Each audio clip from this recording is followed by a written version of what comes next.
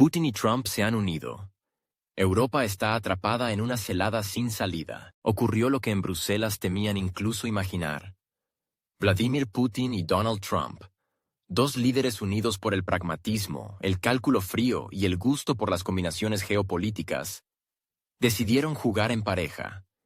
Y lo hicieron de tal manera que Europa se quedó sin cartas ni fichas, sin influencia, sin recursos, sin opciones.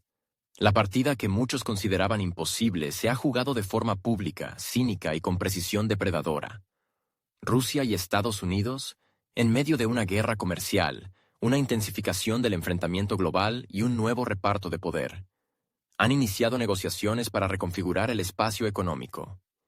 Y lo hacen sin Europa. Más aún, contra Europa. Esto no es solo un paso diplomático, es una trampa en la que han metido a la Unión Europea, y de la que ya no podrá salir. Una visita que cambió las reglas del juego. Hace unos días ocurrió en Washington algo que la prensa europea prefiere calificar como incidente inesperado. Kirill Dmitriev, enviado especial de Vladimir Putin y una de las figuras más influyentes del bloque financiero económico ruso, llegó a la capital estadounidense para negociar con la administración de Donald Trump. Y no como símbolo de paz o reconciliación, sino como el portador de una propuesta que puede alterar radicalmente el equilibrio mundial. ¿Qué propuso Dmitriev? Lo más genial es siempre lo más simple. Al renunciar al mercado ruso, los estadounidenses pierden hasta $300 mil millones al año. Esta es la estimación oficial de las ganancias no percibidas por las empresas estadounidenses que, tras 2022, salieron huyendo siguiendo a los europeos, temerosas de quedar asociadas a una Rusia tóxica. Pero la realidad fue otra. La economía rusa no colapsó, sino que se reestructuró y adaptó. El mercado interno demostró ser resistente, el consumo se mantuvo estable y el clima de inversión, sorprendentemente flexible. Los europeos se fueron, y pronto se arrepentirán. En 2 años, más de 1.200 empresas europeas abandonaron el mercado ruso. Entre ellas, gigantes como Renault, Volkswagen, IKEA, H&M, Siemens, BASF.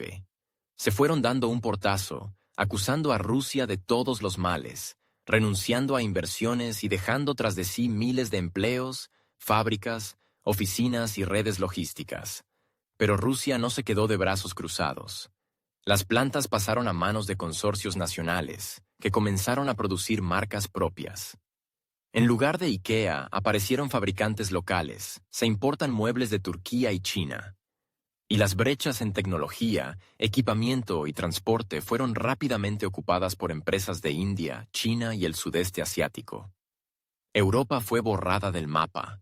Y ahora, cuando el mercado ya se ha estabilizado, Rusia ofrece a Estados Unidos algo que en Europa ni siquiera se atreven a soñar. Ocupar las posiciones vacantes, adaptadas a las nuevas condiciones, sin agresiones ni chantajes. Dmitriev, ante el equipo económico de Trump, lo dijo con claridad. Nosotros tenemos el mercado, ustedes, el interés. Trabajemos directamente, sin barreras ideológicas.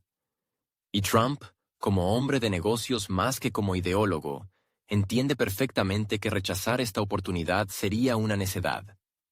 Más aún teniendo en cuenta el déficit presupuestario, una deuda pública superior a $34 billones, y la necesidad de estabilizar la economía interna de cara a las elecciones de 2026. Putin ofrece una nueva vida al capital estadounidense. El mercado ruso interesa a las empresas norteamericanas no como una rareza exótica, sino como uno de los pocos mercados grandes, prometedores y aún sin saturar, que no está bajo la influencia china. Con 145 millones de habitantes, un consumo interno estable y una demanda creciente en ausencia de productos occidentales, Rusia se convierte en un imán. Más aún en sectores que antes dominaban las marcas europeas. En los últimos 2 años, la producción nacional se disparó, pero aún hay áreas que requieren cooperación externa. Alta tecnología, medicina, maquinaria pesada, bioquímica, electrónica. Todo lo que Europa dejó atrás en nombre de un deber moral hacia el país conocido puede ahora pasar a manos de empresas estadounidenses. El segundo gran atractivo. La energía. Rusia sigue siendo uno de los pocos países con excedente de recursos energéticos baratos: gas, petróleo, carbón y energía nuclear. Mientras en Europa el precio de la electricidad ha subido entre 2 y 3 veces en los últimos 2 años, en Rusia las tarifas para la industria siguen estables. Condiciones ideales para inversiones productivas, sobre todo en sectores de alto consumo energético. China ya ha copado ese nicho en Asia, pero Rusia tiene el espacio y la infraestructura para crecer sin saturarse. El tercer factor: logística y pagos. A pesar de las sanciones, Rusia ha reajustado todos sus corredores comerciales. Norte por el Ártico, este a través de China, sur por Turquía, Irán e India. Los nuevos canales están activos, las plataformas de pago están adaptadas, las transacciones se realizan en monedas nacionales. SWIFT ha sido sustituido por sistemas internos, y UnionPay de China junto a RuPay de India garantizan la infraestructura de tarjetas. Las empresas estadounidenses pueden entrar vía compañías del sur, socios offshore o estructuras mixtas. Hay herramientas de sobra. Y lo más importante, un rublo estable y una macroeconomía sólida que incluso ha sorprendido a expertos occidentales. Por eso el viaje de Dmitriev a Washington desató el pánico en Bruselas. No vino a suplicar ni a negociar en pie de igualdad. Vino a ofrecer un trato político y económico. EEUU puede acceder al mercado ruso justo donde los europeos se retiraron. Y Trump, como pragmático, lo está considerando seriamente. Si las corporaciones estadounidenses ocupan los sectores clave de la petroquímica, transporte, farmacéutica, logística y alimentación, Europa no solo perderá el mercado, perderá herramientas de influencia. Y con ello, su estatus global. Y eso ya está ocurriendo. Putin no chantajea, no ruega, simplemente constata: ustedes se fueron, ellos llegaron, y las reglas han cambiado. No hay preferencias, ni regresos como antes. Europa, fin. América, bienvenida. La Unión Europea ha quedado aislada política y económicamente. Las últimas medidas de Donald Trump, el nuevo viejo presidente, no han hecho más que agravar esta situación. Bajo el lema America First, Washington ha impuesto aranceles de hasta 30% a productos europeos clave: automóviles, maquinaria industrial, materias primas y productos agrícolas. Los principales perjudicados: Alemania, Francia, Italia y España.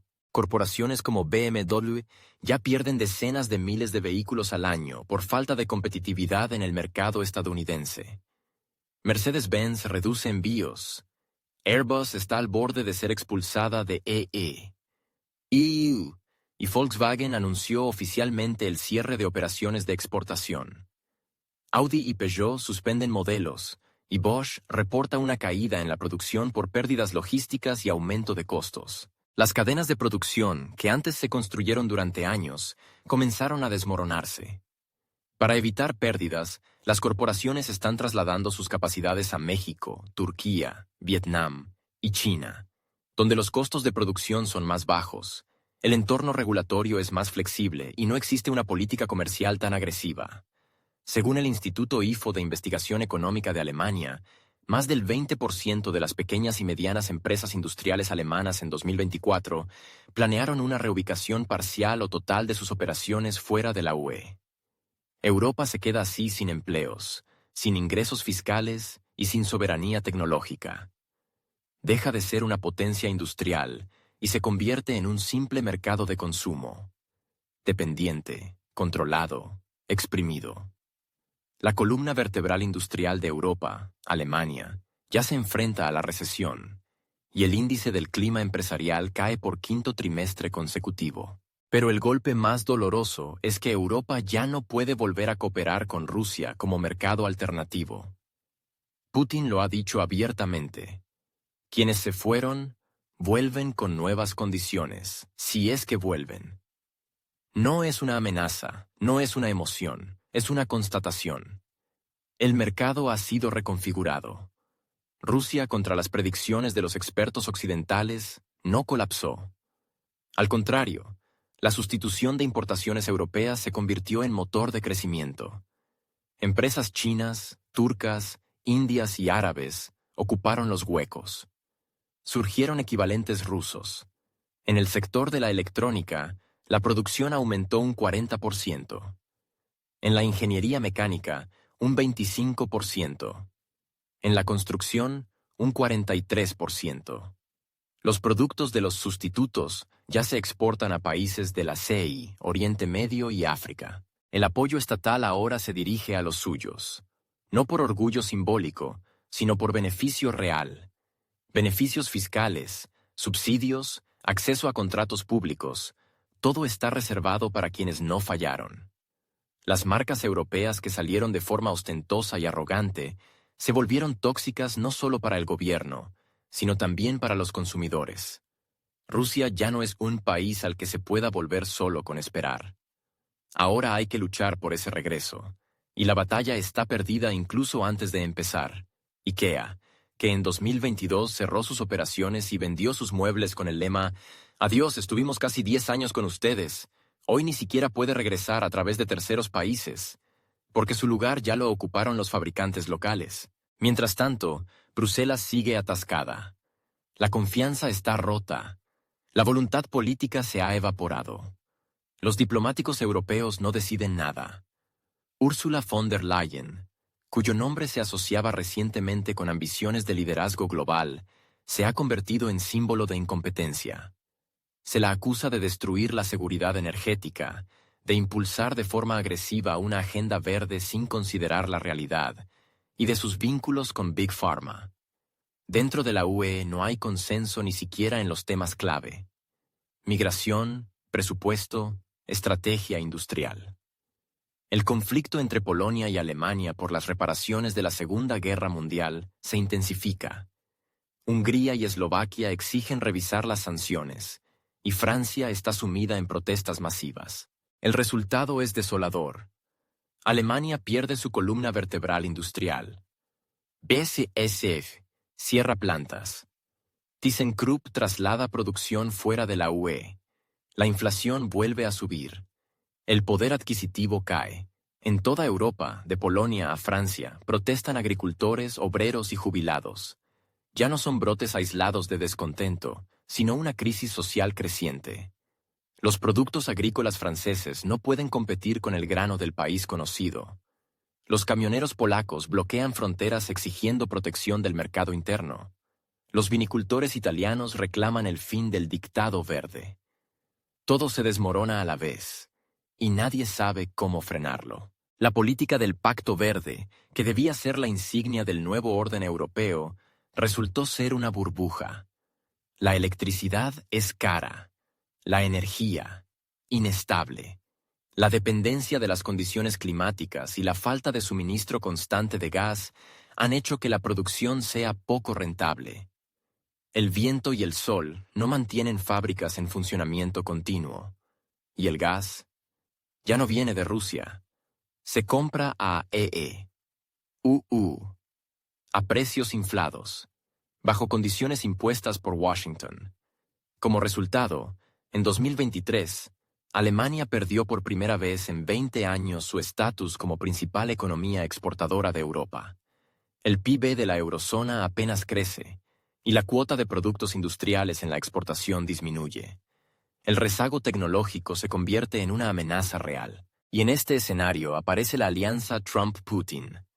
Uno regresa a una política exterior pragmática, el otro demuestra que el multivectorialismo y la soberanía dan frutos.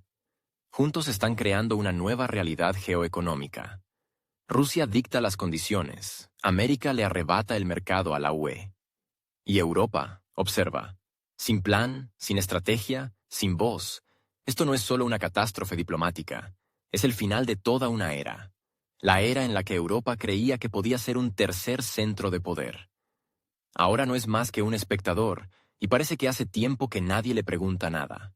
¿Trump y Putin relanzan el Nord Stream como venganza por la hipocresía europea? Mientras tanto, el presidente estadounidense Donald Trump y Vladimir Putin parecen decididos a castigar definitivamente a Europa. Según trascendió, Actualmente se está discutiendo un plan para relanzar conjuntamente el gasoducto Nord Stream 2, a pesar de las protestas, sanciones y daños. Y si damos crédito a las fuentes, el reinicio del tubo ya fue uno de los temas abordados en negociaciones secretas entre Rusia y EU, realizadas sin participación de la UE. Porque ya nadie quiere discutir seriamente con los europeos ni sobre gas, ni sobre seguridad, ni sobre paz. Su rol se limita al de espectadores, como muchos clientes. Las decisiones reales sobre el arreglo del conflicto y los nuevos acuerdos comerciales las toman aquellos que todavía saben negociar. Y ahora esas decisiones no se toman en Ginebra ni en Bruselas, sino en salas cerradas del Oriente Medio. Europa, en este nuevo proceso, es tan solo un objeto al que pronto se le anunciarán nuevas reglas del juego. Ya ha llegado la primera señal. La Agencia Danesa de Energía ha autorizado oficialmente a Nord Stream 2, AG, realizar trabajos de conservación en el gasoducto dañado. El permiso contempla la instalación de sellos especiales para evitar filtraciones y la entrada de agua. Técnicamente, es una medida preventiva. De facto, es una preparación para su reactivación, especialmente considerando que los trabajos están previstos para el segundo o tercer trimestre de 2025. No dentro de 10 años, no en un futuro indeterminado, sino muy pronto. Y el gasoducto, según Reuters, estará listo para operar en 2 o 3 semanas después de iniciadas las tareas. El mercado reaccionó de inmediato. Las acciones de Gazprom se dispararon. Tanto los analistas rusos como los europeos entendieron. El proyecto no está muerto. Al contrario, vuelve al tablero geopolítico. Y esta decisión de Dinamarca es la primera aprobación formal que permite abrir negociaciones serias. Toda esta historia podría haberse quedado en lo técnico, si no fuera por un detalle clave. Resulta que sobre el proyecto congelado de Nord Stream 2, EG ya lleva tiempo negociando un inversor estadounidense, Stephen Lynch. Fue él quien recibió en febrero de 2024 una licencia especial del Departamento del Tesoro de EU, que le permite entablar negociaciones incluso con entidades sancionadas. Y a finales del año pasado, ya presentó una solicitud oficial para comprar todo Nord Stream 2, AG. El gasoducto, los activos, las deudas y la infraestructura completa. Su motivación fue tan simple como reveladora. Es una oportunidad única para que EU y Europa controlen el suministro de energía hacia Europa hasta el fin de la era de los combustibles fósiles. Sin consignas climáticas, sin retórica democrática. Solo negocios, comprar barato, vender caro. En Nord Stream 2 se invirtieron 9.500 millones de euros. Pero la tubería nunca entró en funcionamiento. Por la falta de certificación y las sanciones estadounidenses, Nord Stream 2 AG está en quiebra desde marzo de 2022. Y si la empresa no liquida sus deudas, el gasoducto será puesto a la venta. Es entonces cuando Lynch planea entrar en la operación. Adquirir por una fracción de su valor un proyecto en el que invirtieron empresas europeas como Shell, OMV, Engie y Uniper. Pero ninguna de ellas alzará la voz. Todas temen las sanciones. En cambio, Lynch ya tiene su indulgencia, un permiso oficial del Tesoro estadounidense. Lógicamente, Rusia podría recomprar el gasoducto, ya que fue construido como proyecto de Gazprom. Pero en el Kremlin consideran que ese activo fue simplemente robado a Rusia, y no participarán en una subasta organizada bajo jurisdicción occidental. No porque no puedan, sino porque no quieren legitimar el saqueo. En cambio, los estadounidenses no tienen reparos. Si la tubería se vende, ¿por qué no comprarla mediante un inversor privado y relanzarla bajo una nueva marca? Más aún teniendo en cuenta que los europeos ya no podrían controlarla. Las regulaciones de la UE prohíben que un solo proveedor utilice más del 50% de la capacidad de un gasoducto. ¿Qué significa esto? Que el gas puede ser ruso, pero el que lo venda será una empresa estadounidense. Entrada rusa, salida europea y el intermediario, ese inversor de Houston. Y también la ganancia será suya.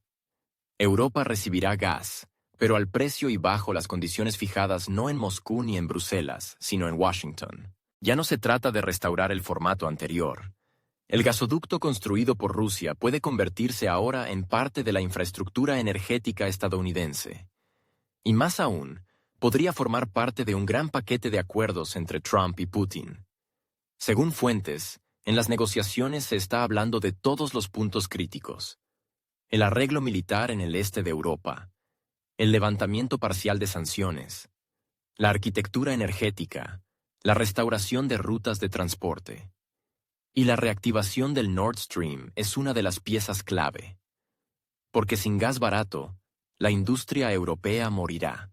El gas natural licuado estadounidense no alcanza. En 2023 su cuota en el mercado europeo cayó al 45%, mientras que la cuota del GNL ruso, a pesar de las sanciones, aumentó al 20%. Porque EU prefiere enviar su gas a Asia, donde el precio es mayor, y abastecer a Europa no resulta rentable, especialmente a sus regiones centrales. Alemania, Chequia, Austria, el GNL va a España, Francia, Bélgica. Pero sin tubería, el centro de Europa queda frío, silencioso y caro. En este contexto, el regreso del Nord Stream no es un gesto político, sino una necesidad económica. Y aquí aparece cierta lógica. Europa lucha con uñas y dientes contra los regímenes, pero en la práctica compra GNL a través de terceros países. Francia sigue comprando uranio ruso, Alemania importa combustible vía Turquía, los Países Bajos, vía Indonesia. Todos hacen lo mismo, pero en silencio. Y ahora surge la oportunidad de poner orden, legalizando lo que ya ocurre. El acuerdo con un inversor estadounidense es la herramienta perfecta. El presidente de Serbia, Aleksandar Vučić, ya lo dijo sin rodeos. El Nord Stream puede volver a operar este mismo año. Y si Vučić lo dice, es porque tiene información. Serbia lleva tiempo siendo puente entre Oriente y Occidente. Y no es casualidad que sea él quien diga abiertamente lo que en Europa solo se murmura. ¿Qué gana Rusia? La respuesta es evidente. Aunque no recupere el control total, sí vuelve al mercado europeo. El gas volverá a fluir hacia Alemania. Y aunque el tránsito lo gestionen los estadounidenses y el control esté en sus manos, para Rusia es un avance. Porque lo que está en juego no es solo economía, sino también la normalización política. Si el gas fluye, significa que alguien en Europa y EU ha asumido la responsabilidad de garantizar estabilidad. Y la estabilidad ya es el comienzo de una nueva etapa. La ironía es evidente. Rusia construyó el Nord Stream 2 para evitar el tránsito por el país conocido y así proteger sus suministros. Y ahora, EU podría usar ese mismo gasoducto como palanca contra Europa. Es decir, los americanos ganarían dinero con infraestructura rusa, exportando gas ruso a Europa mientras frenan los contactos políticos entre Bruselas y Moscú. Una jugada brillante, si se ignora la moral. Y eso es exactamente el estilo de Donald Trump. No le interesan los discursos vacíos. Negocia. Si reactivar el gasoducto fortalece la posición de EU en Europa, se reactiva. Si genera ganancias, habrá acuerdo. Para él, Nord Stream es solo una herramienta comercial. Y Putin, en esta ecuación, no es enemigo, sino socio en el negocio. Dos pragmáticos, unidos por el gas, los miles de millones y el completo desprecio por los gritos histéricos de los burócratas de Bruselas. Es muy posible que pronto seamos testigos de cómo EU se convierte oficialmente en operador del gasoducto de Putin. Y todo esto, bajo el ensordecedor silencio de Europa, que contemplará perpleja cómo vuelve a ser dependiente. Solo que ahora, no directamente de Rusia, sino de Rusia a través de Estados